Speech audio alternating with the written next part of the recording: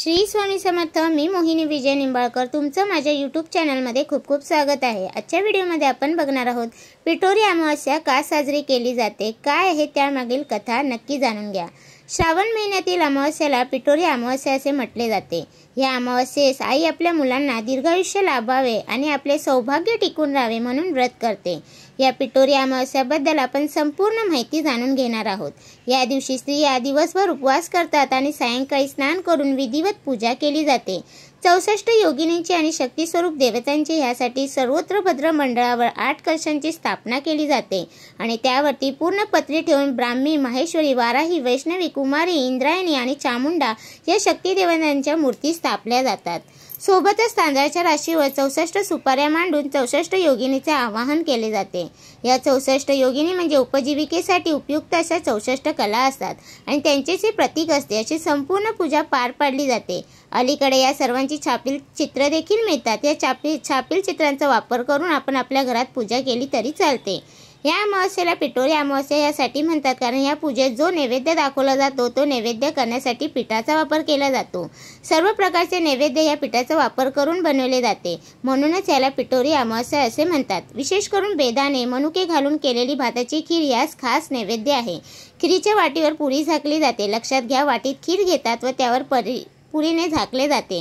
त्यानंतर अशी वाटी आई आपल्या खांद्यावर घेऊन अतिथी कोण आहे असे विचारते। अशा वेळी आईच्या पाठीमागे मुलांनी उभे राहावे व मी अतिथी आहे असे बोलावे व ती खिरीची वाटी आपण घ्यावी।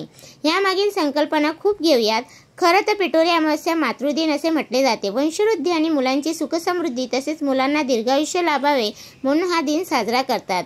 तर एक कथा आहे, एक नगर होते आणि त्या नगरात एक ब्राह्मण राहत होता। श्रावणाच्या अमावस्येच्या दिवशी वडिलांचे श्राद्ध असे। दरवर्षी काय होत असे की ज्या दिवशी श्राद्ध असे त्या दिवशी त्या ब्राह्मणाच्या सुनेच्या पोटात दुखत असे आणि त्यानंतर ब्राह्मण जेवायला बसले की स्त्रीला बाळंत होई व तिचे मूल मरून जाई आणि पोरं मारल्यानंतर त्या ब्राह्मणाला उपाशी घरातून बाहेर जावं लागत असे। सलग 6 वर्षे असे झाले आणि 7व्या वर्षी देखील असे घडल्यानंतर तो सासरा रागवला आणि ते मेलेलं पोर त्याने सुनेच्या ओटीत घातले आणि तिला रानात हकलून दिले। तिला म्हणाला की त्याचा बाप सलग 7 वर्षे उपाशी आहे। मित्रांनो, हे लक्षात घ्या की जेव्हा आपण श्राद्ध घालतो तेव्हा आपले पित्र आहेत ते आपल्या घरी ते अन्न ग्रहण करण्यासाठी आपल्याकडे येत असतात। मात्र ज्या दिवशी हे श्राद्ध असे त्याच दिवशी त्याची सून बाळंत होऊन तिचे मूल मरत असे। अशा वेळी मूल मेलेल्या घरी कोणीही अन्न ग्रहण करत नाही, म्हणून सासऱ्याचे म्हणणे होते की तुझ्यामुळे माझा बाप 7 वर्षापासून उपाशी आहे।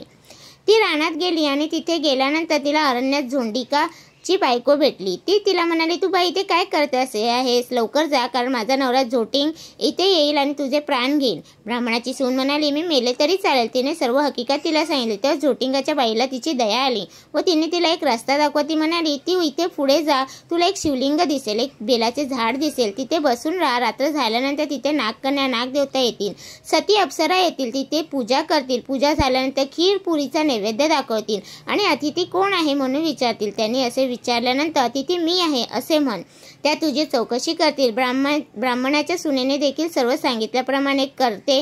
तिने देखील अतिथी कोण आहे असे विचारल्यावर तिने उत्तरले मी आहे असे म्हणतात सर्व तिथे जमलेल्या देवता। त्यांनी तिची चौकशी केली व त्यानंतर तिचे सर्व ऐकून नागकन्याने तिला एक व्रत सांगितले आणि ते व्रत होते ते म्हणजे पिठोरी अमावस्येचे व्रत। त्या देवकन्याने तिला सर्व विधिवत पूजा करायला सांगितले आणि त्या व्रताबद्दल सर्वांना सांग असे देखील सांगितले।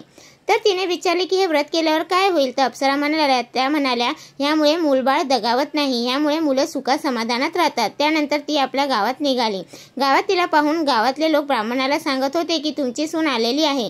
त्याचा काही विश्वास बसला नाही। नागकन्याने तिला आशीर्वाद दिला होता। तिची सर्व मूलबाळ पुन्हा जीवित झाली होती आणि हे सर्व पाहून ब्राह्मण खुश झाला। तो घरात गेला, घरातून तांदूळ तांब्याभर पाणी आणले, ते आपल्या सुनेवरून मुलावरून ओवाळून टाकून दिले। हातपाय धुवून तो घरात आला। सर्व हकीकत तिने सुनेला विचारली, तिने देखील सर्व काही सांगितले। त्यानंतर ती सुखाने आपल्या मुलासह राहू लागली। तर अशी होती कहाणी। थोडक्यात पिठोरी अमावस्या साजरी करण्याचा उद्देश असा आहे की आपल्या मूलबाळांना सुखरूप दीर्घायुष्य लाभावे यासाठी ही अमावस्या साजरी केली जाते। अशा प्रकारे मातृदिन साजरा केला जातो। तर तुम्हाला माझा व्हिडिओ कसा वाटला प्लीज कमेंट करून नक्की सांगा। व्हिडिओ आवडल्यास लाईक करा, कमेंट करा, शेअर करायला विसरू नका आणि तुम्ही अजूनपर्यंत आपल्या चॅनलला सबस्क्राईब केलं नसेल तर नक्की सबस्क्राईब करा। भेटूया उद्या एका नवीन व्हिडिओ सोबत।